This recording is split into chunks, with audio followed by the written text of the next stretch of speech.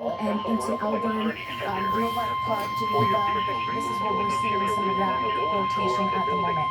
So I'll zoom in here to live Doppler 7 maps to show you that this is Here comes a flash flood warning. lightning, and we do have, again, you can see that tornado warning is right in here. Let's show you where we have this tornado warning. And for a lot of this, we have some very heavy rain associated with these storms pushing through and some very frequent lightning. So if you are located in the hills right now and you want to get to your safe space, this is where we do have that tornado warning.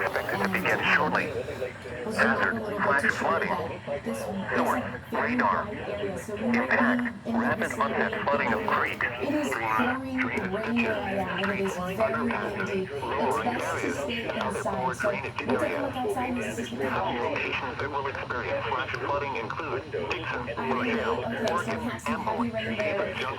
This line, wherever you are, and it's heading towards most of us, is going to produce this type of heavy rain, these gusty winds, and so we're going to end up seeing some damage from some of that wind.